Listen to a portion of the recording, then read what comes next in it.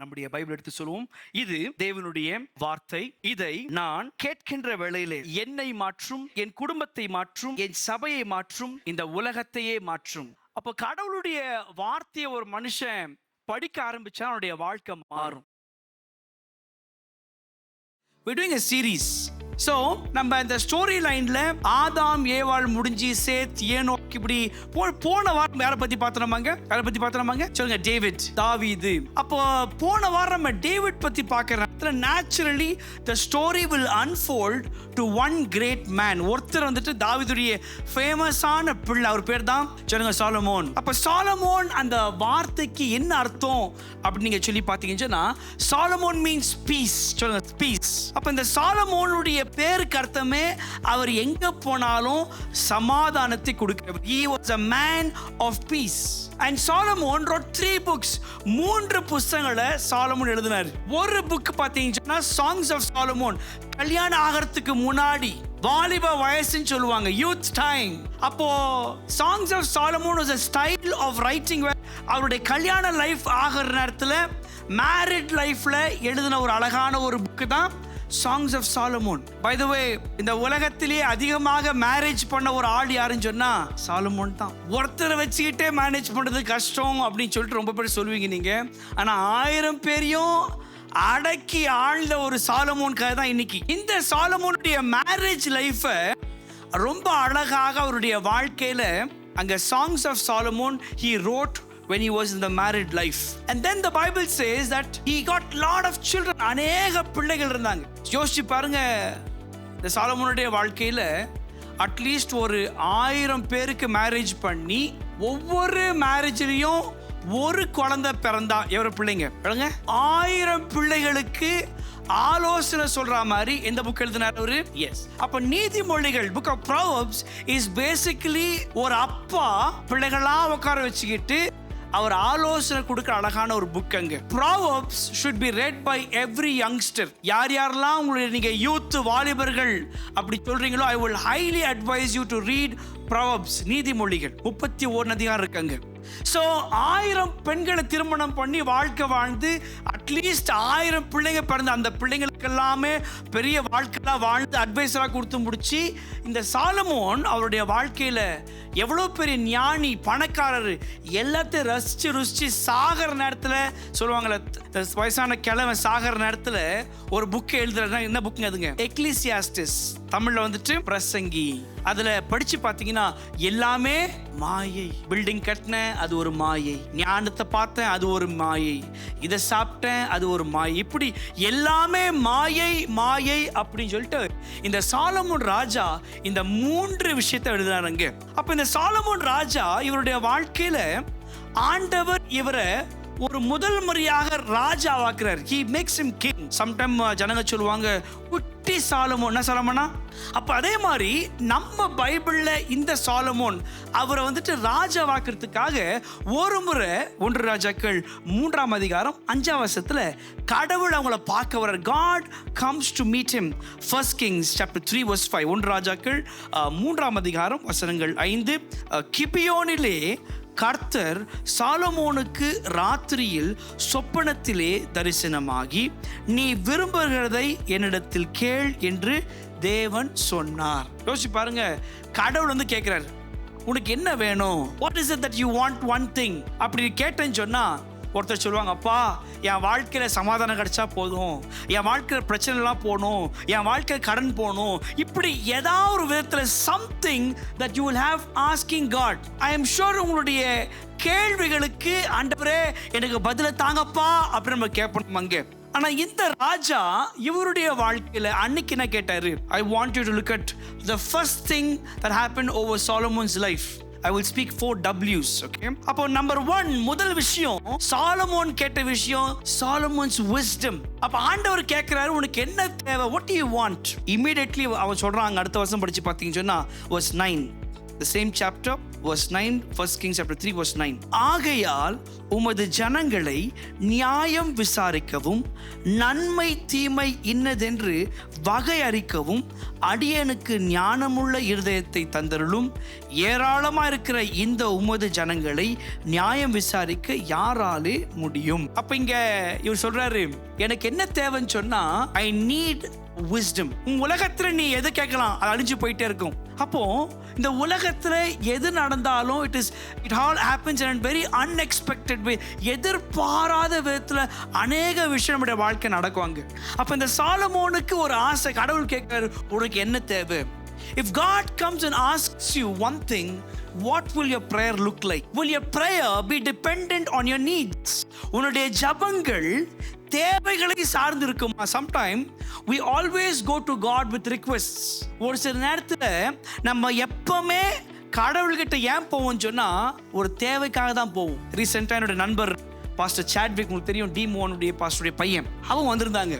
அப்போ அவர் ஒரு சின்ன ஒரு கதையை சொன்னார். அவர் என்ன சொன்னார்னா, நான் ஊழியத்தெல்லாம் முடிச்சுக்கிட்டு நான் ஊழியத்தெல்லாம் வெளியூர் போவேனானங்க, போய் எல்லாம் முடிச்சுட்டு வீட்டுக்கு வரும்போது என் பிள்ளை ஓடி வருவான், என் காலை பிடிப்பான், ஐயோ பப்பா அப்படின்னு சொல்லிட்டு என்ன பண்ணுவான், கட்டி பிடிச்சி என்ன பண்ணுவான், அவனுடைய காதை வந்துட்டு அவருடைய இருதயத்து மேலே வச்சு அவருடைய இருதயத்துடைய சத்தத்தை கேட்பான், லேப்டாப் லேப்டாப். அப்போ இப்படி நான் ஊழியத்துக்கு ஒவ்வொரு முறையும் போகிற நேரத்துலையும் நான் திருப்பி வர நேரத்தை காலை பிடிப்பான், ஐயோ பப்பா வந்துட்டீங்களா அப்படி அவன் கெஞ்சுவான், சந்தோஷப்படுவாங்க. கொஞ்சம் காலங்கள் போன உடனேயே நான் ஊழியத்துக்கு போயிட்டு வர நேரத்தில் ஒரு சின்ன கிஃப்ட் கொண்டு வந்தானானுங்க, என் பிள்ளைக்கு நான் கொடுத்தனானுங்க. கொடுத்த உடனே என் பிள்ளை அந்த கிஃப்டை பார்த்தான், சந்தோஷமானா. திருப்பி ஒவ்வொரு முறை நான் ஊழியத்துக்கு போகிற நேரத்தில் நான் வந்து கிஃப்ட் கொடுப்பேன். இதுக்கு மேலே என் பிள்ளைக்கு என் கால் தேவையில்லை, நான் எப்போ வருவேன் அது தேவையில்லை, எங்கள் அப்பா கையில் என்ன இருக்குது. The child what was relating to me, was missing me, was never missing me. It was always looking onto my hand. What is there in my father's hand? எங்க அப்பா கையில என்ன இருக்கு? ஒரு காலத்துல என் பிள்ளை அப்பா எங்க தேடினவன் அப்பா கையில என்ன பொருள் இருக்குது அந்த பொருளுக்காக தேட ஆரம்பிச்சிட்டான். Today many Christians are looking at God's suitcase. அப்பாவுடைய பொருள்ல என்ன இருக்கு? இன்னைக்கு ரொம்ப பேர் கடவுள்கிட்ட ஏன் போறாங்கன்னா with always with needs. In relationship there is no transaction. Sometime இந்த மேரேஜில் நான் பிரச்சனை டீல் பண்ணும்போது சொல்லுவாங்க, ஏன் பணம் உன் பணம், ஏன் விஷயம்.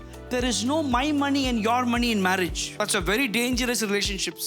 உன் திருமணத்தில் எப்பவுமே இட்ஸ் அவர் மணி, நம்முடைய பணங்கள். புருஷனுக்கும் மனைவிக்கு தெரியணும் யார் எங்க செலவு பண்றாங்க. ஒழிச்சு செய்யறது பாவம், தப்பு. அப்போ உறவுகள்ல one of the important thing in relationship is transparency. அப்ப இந்த ராஜா சாலமோன் அவன் என்ன கேட்குறான்னா, எனக்கு தேவைகள், I don't need to ask my king my needs, I will ask him for wisdom. என் தேவைகளுடைய பட்டியலை போட மாட்டேன். I am not going to come with a kind of a list of needs, but I will come in wisdom. ஆண்டவர் எனக்கு ஞானத்தை தாங்க ஆண்டவரே. இன்னைக்கு ரொம்ப பேர் தன்னுடைய ஜபங்கள்ல ஆண்டவர்கிட்ட போய்ட்டு, ஆண்டவரே எனக்கு இதை கொடுங்க சுவாமி. Was there any one time உன்னுடைய வாழ்க்கையில எந்த ஒரு லிஸ்ட் இல்லாதபடிக்கு ஜஸ்ட் அவர்கிட்ட போயிட்டு, ஆண்டவரே தேங்க்யூப்பா, எந்த ஒரு நிபந்தனை இல்லாதபடிக்கு you just go plainly to God's presence just to say, I am not coming like a beggar with a list, I am coming like a child to say thank you. ஆண்டவரே நான் ஒரு பிச்சைக்காரன் போல எப்போ பாரு இதை கூட அதை கூட இல்லை, நான் ஒரு பிள்ளையை போல் நான் வருவேன். வந்து உங்களுடைய சமூகத்தில் ஆண்டவரே நான் ஒரே விஷயத்தை கேட்பேன், ஆண்டவரே என்னுடைய இருதயத்துக்கு ஞானத்தை தாங்க சுவாமி. The wisest prayer is not to ask God bless me, but God give me wisdom. உனக்கு ஞானமான ஜபங்கள் அப்படின்னு சொல்லி பார்த்தீங்கன்னா, எனக்கு இதை கூட அதை கூட கேட்காத, ஆண்டவர் எனக்கு ஞானத்தை தாங்க சுவாமி, ஞானமான புருஷனா மாற்றுங்க ஆண்டவரே, ஞானமான மனைவியா மாற்றுங்க ஆண்டவரே, ஞானமான அப்பாவை மாற்றுங்க ஆண்டவரே, ஞானமான அம்மாவை மாற்றுங்க ஆண்டவரே, ஞானமான பாஸ்டரை மாற்றுங்க ஆண்டவரே, ஞானமான ஆண்டவரே எங்களுடைய ஒரு நபரா நீங்க மாற்றுங்க. when you become a wise person, dynamics change. அப்ப இந்த சாலமோனுக்கு ஆண்டவர் வந்து கேட்ட உடனே அவன் சொன்னான், I just need wisdom. ரெண்டாவது அவனுடைய வாழ்க்கையில பார்த்தீங்கன்னு சொன்னா, the Solomon's war. இந்த சாலமோன் ராஜா வாழ்ந்த நாட்கள்ல Bible says they enjoyed peace. Solomon நாட்கள் வரைக்கும் until the time of Solomon Israel was one. Solomon செத்த உடனேயே நார்த் இஸ்ரேல் அண்ட் சவுத் இஸ்ரேல பிரியுது. நார்த் இந்தியா சவுத் இந்தியா மாதிரி ஜூடா அண்ட் இஸ்ரேல் ரெண்டா பிரியுதாங்க. அப்போ இந்த சாலமோன் இருக்கிற நாள் வரைக்கும் அந்த முழு தேசம் ஒன்னாவா இருந்துச்சுங்க. and the Bible says in 1 Kings chapter 4 verse 25, 1 ராஜாக்கள் 4ஆம் அதிகாரம் வசனங்கள் 25. 1 Kings chapter 4 verse 25 நம்ம சேர்ந்து வாசிக்கலாம். 1 ராஜாக்கள் 4ஆம் அதிகாரம் வசனங்கள் 25. சாலமோனுடைய நாளெல்லாம் தான் துவக்கி பெர்சபா மட்டும் யூதாவும் இஸ்ரவேலும் அவர் தங்கள் தங்கள் திராட்சை செடியின் நிழலிலும் தங்கள் தங்கள் அத்திமரத்தினரிலும் சுகமாய் குடியிருந்தார்கள். ஸோ பைபிள் சொல்றாங்க இவங்களுடைய வாழ்க்கையில சாலமோன் ராஜா இருக்கிற வரைக்கும் ஒன்லி பீஸ் தான். அவன் பேருக்கேத்த மாதிரி வாழ்க்கை. ஸோ ஆண்டவர் சாலமோனுடைய வாழ்க்கையில number 2, Solomon's war, every time there was a war there was always peace. He had strategies. ஆண்டவருன்னு சமாதானம் பண்ணுகிறவர்கள் பாக்கியவான்கள், சண்டை பண்றவங்க இல்லை. சம்டைம் நீங்க பாப்பீங்க, நீங்க ஒரு சில ஜனங்கள் கோல் மூட்டி விடுவாங்க, குடும்பத்தை பிரிக்கிற மாதிரி பேசுவாங்க, குடும்பத்தில் உடைக்கிற மாதிரி பேசுவாங்க, குடும்பத்தை எப்படியா. அப்ப நம்ம ரொம்ப கேர்ஃபுல்லா இருக்கணும் யார்கிட்ட பழகுறோம். சம்டைம் சர்ச்சில் இருப்பாங்க, பிரிக்கிறதுக்காக சிரிச்சுக்கிட்டே பேசுவாங்க. You should be very careful. அப்போ வசனம் சொல்லுதாங்க இந்த சாலமோனுடைய நாட்கள்ல அவங்களுக்கு சமாதானம் மாத்திரம் இருந்துச்சுங்க. சாலமோன் அவன் கேட்டதெல்லாமே ஞானம் மாத்திரமே. அப்போ உன்னுடைய வாழ்க்கை நீங்க கேள, ஆண்டவரே எனக்கு ஞானத்தை தாங்கப்பா. Don't ask for money, ask for wisdom, because wisdom can change the dynamics of your future. அப்ப சாலமோன் கேட்டான். அப்ப சாலமோன் கேட்ட உடனே அவருடைய வாழ்க்கையில மாறிச்சு. wisdom outshines every treasure. உலகத்துல எவ்வளவு சொத்து சேர்த்து வச்சாலும் அந்த சொத்துக்களை காட்டிலும் ஞானம் மிக அவசியம். அப்ப நீ சொல்லணும், ஆண்டவரே எனக்கு ஞானம் உள்ள எடுத்தாங்க. Don't chase money, chase wisdom. பணத்தை தேடி பணத்துக்காக அநேக மக்கள் உறவுகளை சாவடிச்சிருவாங்க. Because of money many people have lost relationships. வசனம் சொல்லுதாங்க அந்த சாலமோன் என்ன கேட்டார்? அவருங்க ஞானத்தை கேட்டார். So peace time is when character is tested. Solomon இருந்த நாட்கள்ல only சமாதானம். ஆனா சமாதானம் வாழ்க்கையில வந்துருச்சுன்னு சொன்னா ஆண்டவர் பார்த்துக்கிட்டே இருப்பாரு உன்னுடைய குணங்களை. யோசிச்சு பாருங்க, பிரச்சனையே இல்லை, சந்தோஷமா போயிட்டு இருக்குது, சமாதானமா போயிட்டு இருக்குது, ரொம்ப கூலா போற நேரத்துல உன்னுடைய வாழ்க்கை ஆண்டவருடைய குணத்தை பார்ப்பார். Peace is the time when God will test your character. நீ எப்படி இருக்கிற? சண்டை வராதபடிக்கு சமாதானமா இருக்காங்க, ஆசீர்வாதமா. இன்னைக்கு ரொம்ப பேர் பாத்தீங்கன்னா வேலை இல்லாத நேரத்துல கஷ்டப்படுவாங்க, ஆண்டவரே அப்பா அழுவாங்க, ஜாம் பண்ணுவாங்க. கொஞ்சம் வேலை கடிச்சு செட்டில் ஆன உடனே கொஞ்சம் கொஞ்சமா வளர்ந்த உடனே யாரை மறந்துடுவாங்க. எப்பவுமே ரிவைண்ட் பட்டன் அனுப்பிட்டு நீ எப்படி ஆரம்பிச்ச. So he did not pray with a need, he came asking God for a wisdom. அவனுடைய தேவைகளுக்காக வரல, அவன் தேவனிடத்தில் ஞானத்துக்காக வந்தான். சாலமோன் அவன் சமாதானத்தின் மத்தியிலே அவனுடைய குணத்தை இழந்தான். அவ்வளோ பெரிய பணக்காரன், அவ்வளோ பெரிய ஞானவான். ஒரு முறை ஆயிடுச்சுன்னு சொன்னா இவங்களை தேடி ஒரு அம்மா, ஒரு ராணி வராங்க, பேர் தான் ஷீபா. சொல்லுங்க ஷீபா.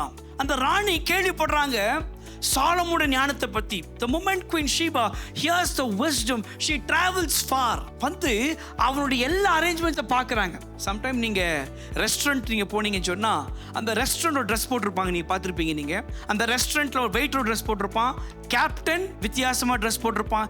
யார் அந்த பழக்கத்தை கொண்டு வந்தாங்க? It's Solomon. Such beauty attire that he made even every team of people had a different dresses. அவருடைய டேபிள் மேனர்ஸ் எல்லாமே வித்தியாசமா இருந்துச்சுங்க. ஸோ குவீன் ஷீபா இவங்க வந்து பார்த்த உடனே சொல்றாங்கப்பா, நான் கேள்விப்பட்டது ஒண்டி அரை மாத்திரமே, உன் வாழ்க்கை இவ்வளவாக தேவனுடைய ஞானம். வசனம் சொல்லுது உலகம் முழுதுமாக சாலமோன் ராஜாவை போல யாருமே இல்லை. ஆண்டவர் நான் விசுவாசிக்கிறேன், நீ ஞானத்தை கேட்டேன்னு சொன்னா உன்னை உலகத்தை கலக்கிறவள மாட்டுவார். என்ன பாஸ்டர், இந்த ஊர்லயே கடந்துனுக்கிறேன், என் வாழ்க்கையில அப்படி உன்னை பத்தி நீ கேவலமா அதுவும் பிரச்சனை. ஆண்டவர் அன்னைக்கு அந்த சாலமோனுடைய வாழ்க்கையில ஆண்டவர் அவனை உலகம் முழுதும் பயன்படுத்தினார். சம்டைம் ஒரு சில மக்கள் சொல்லுவாங்க சாலமோனுக்கு சின்ன வயசு, 12 வயசு தான். இல்ல, ஏறக்குறைய 20-25 வயசு. ஒழுங்கா படிச்சு பாத்தீங்கன்னா 20-25 வயசுக்குள்ள இருக்கக்கூடிய ஒரு நல்ல யங் காய். அப்ப இந்த சாலமோன் அவனுடைய வாழ்க்கையில அநேக மக்கள் கேள்விப்பட்டாங்க இவர் ஒரு ஃபேமஸான ஒரு ஞானமான ஒரு மனுஷன். ஒரு நாள் என்ன பண்றாங்க, 2 பொம்பளைங்க வராங்க. 2 பொம்பளைங்களுக்கும் ஒரே நேரத்துல குழந்தை பிறக்குது. அப்ப 2 பொம்பளைங்க பிள்ளைங்க என்ன பண்றாங்கன்னா, ஒரே வீட்டில் இருக்கிறாங்க, குழந்தை பிறக்குது. குழந்தை பிறந்துச்சுன்னு சொன்னா 2 பேரும் படுக்கிற நேரத்தில் ஒரு அம்மா இப்படி சாஞ்சி ஒரு குழந்தை மேல படுத்துட்டாங்க. படுத்த உடனே குழந்தை செத்தே போச்சு. இது பைபிள் இருக்கு இந்த கதை. இப்படி செத்து போன உடனேயே நைஸா என்ன பண்றாங்கன்னா, அந்த அம்மா எந்த பிள்ளை செத்து போச்சோ அந்த அம்மா என்ன பண்றாங்க, இன்னொரு அம்மா அவங்களுடைய பிள்ளை என்ன பண்றாங்க, நைஸா மாத்தி எக்ஸ்சேஞ்ச் பண்ணி படுத்துடுறாங்க. காலைல ஏஞ்ச உடனேயே எந்த பிள்ளையோட அம்மா பார்க்கறாங்க, ஐயோ இது என் பிள்ளை மாதிரி இல்லையே. அதுக்கு இன்னொரு அம்மா சொல்றது, இல்ல இது உன் பிள்ளை தான், இது என் பிள்ளை சாகல, உன் பிள்ளை செத்து போயிடுச்சு. இப்படி இந்த பிரச்சனையை 2 பேரும் சேர்ந்து என்ன பண்றாங்க, சண்டை போடுறாங்க. இந்த பிரச்சனையை தூக்கிட்டு ராஜா கிட்ட வராங்க. அந்த ராஜா பேர் தான் சாலமோன். அந்த சாலமோன் ராஜா கிட்ட வந்த உடனேயே அந்த 2 அம்மா அழுகுறாங்க, ராஜா எனக்கு நியாயம் கொடுங்க, இது என் பிள்ளை இல்ல, இந்த பிள்ளை மாத்திருச்சு இந்த அம்மா அப்படி சொன்ன உடனேயே ராஜா பாக்குறாரு, எப்படா சமாளிக்கலாம். ஏன்னா அந்த நேரத்துல DNA டெஸ்ட் இல்ல, கரெக்டுங்களா? அந்த நேரத்துல லேப்ல போய் அனுப்பி டெஸ்ட் பண்ண முடியாதங்க. அப்போ ராஜா அவர் என்ன பண்றாருன்னா, he does a very unique, God gives the wisdom to deal problems. Wisdom operates at the time of your worry.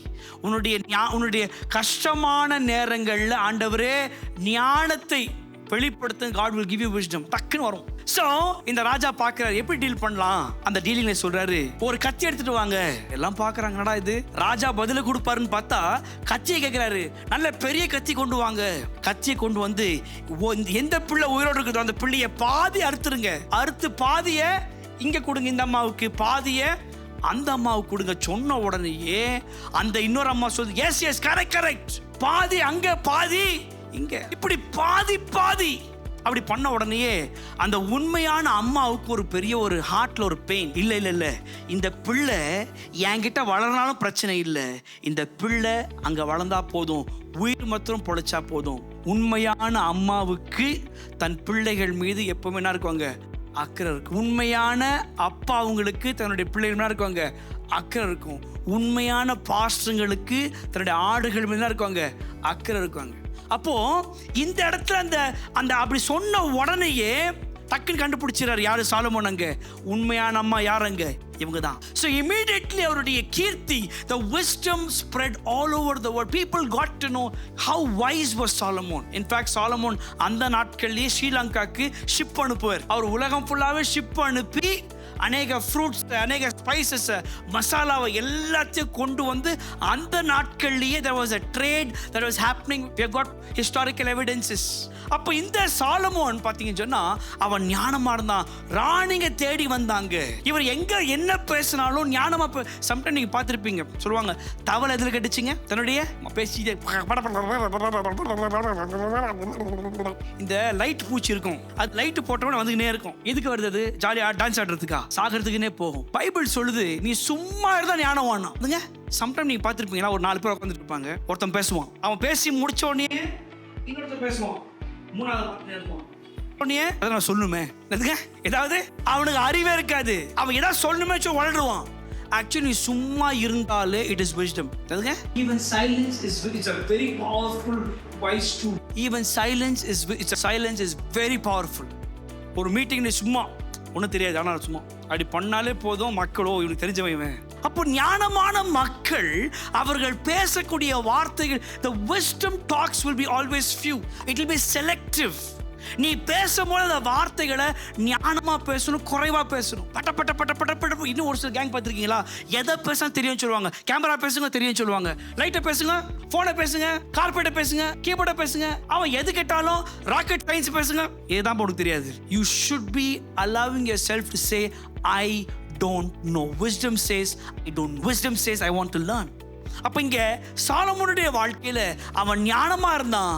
சாலமோனுடைய காலத்துல ஆண்டவருடைய வாழ்க்கையில எல்லா யுத்தங்கள் மத்தியிலே சமாதானத்தை கொடுத்தாருங்க. 3வது சாலமோனுடைய Solomon's worship. 1 Kings chapter 8 verse 23. 1 ராஜாக்கள் 8ஆம் அதிகாரம் 23ஆம் வசனம்.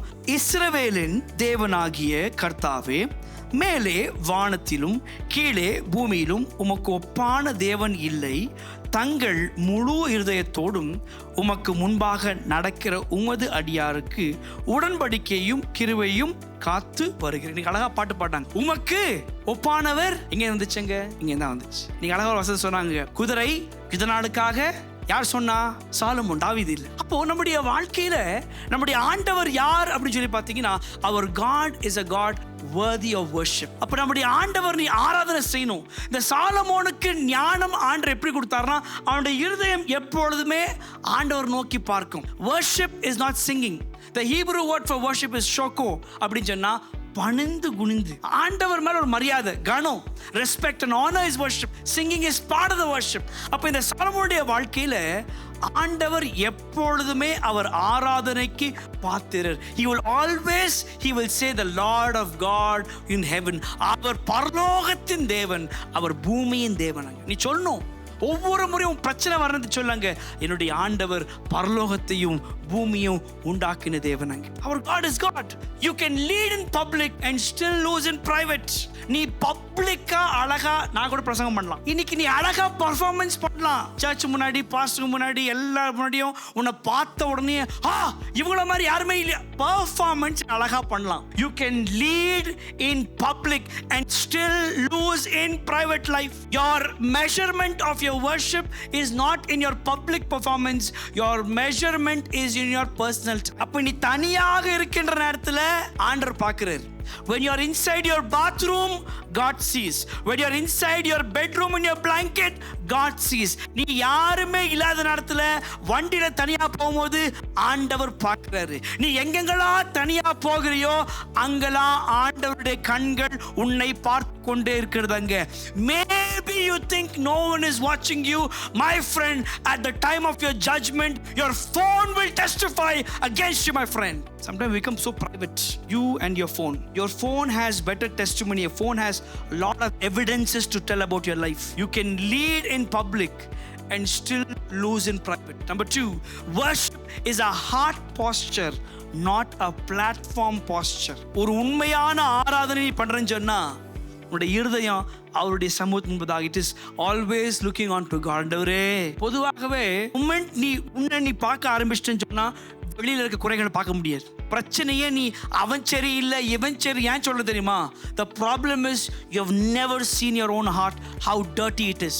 ஒண்ணுமே இல்லை, ஒரு கண்ணாடி கிட்ட போய் நின்று, ஆண்டவரே அவன் சரியில்லை இவன் சரியில்லை இவன் சரியில்லை அவன் சரியில்லை அப்படி கண்ணாடி கிட்ட சொன்னீங்கன்னு சொன்னா அந்த மூஞ்சி இருக்கிற பெரிய மூஞ்சி உன் மூஞ்சி தான். ஃபர்ஸ்ட் நான் சரியில்லை, நான் மாறணும்.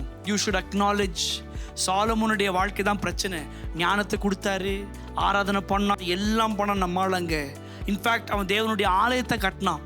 He built such a beautiful posture. அந்த ஆலயம் வந்து அவ்வளோ பெருசுங்க, அவ்வளோ அழகான ஆலயம். Just because you build right doesn't mean it last. Just because you built a system, that doesn't mean it can last forever. நீ செய்த ஒரு விஷயமானது அந்த காலத்துக்கு பொருந்தும். ஒரு காலங்கள் ஆன உடனே அது மாறும். நினைச்சிடாத நான் செஞ்சுட்டேன், நான் கட்டிட்டேன், இப்படிதான் இருக்கும், சான்ஸே இல்லை. Every system has to fail, come before the throne of God. 4வது, Solomon's worry. அப்ப சாலமோனுக்கு ஞானம் இருந்துச்சு, ஆராதனை பண்ணா, தேவனுக்கு ஆலயத்தை கட்டினா, உலகம் ஃபுல்லாவே தெரிஞ்சிருச்சு. ஆனாலும் இப்படிப்பட்ட சாலமோனுக்கு ஒரு வரி இருந்துச்சு. பிரசங்கி 2ஆம் அதிகாரம் வசனங்கள் 11, எக்லீசியாஸ்டிஸ் சாப்டர் 2 verse 11.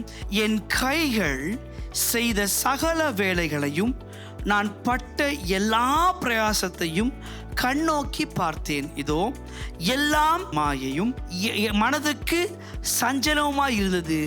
சூரியனுக்கு கீழே பலன் ஒன்றும் இல்லை.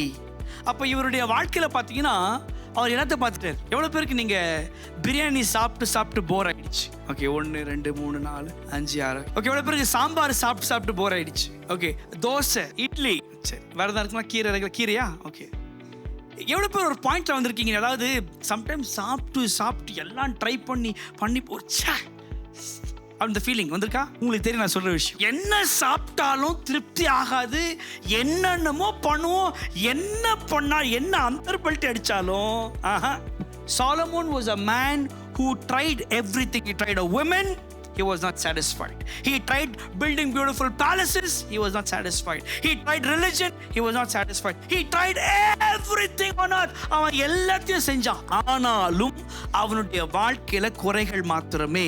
Be careful of your success. உன்னுடைய வெற்றி உள்ள வாழ்க்கை வரும்போது ரொம்ப கேர்ஃபுல்லா இருக்கணும். உன்னுடைய வாழ்க்கையில் எப்பப்பெல்லாம் வெற்றி வருது, when you're climbing the ladder of success, it will also test your character. Success and character should walk together.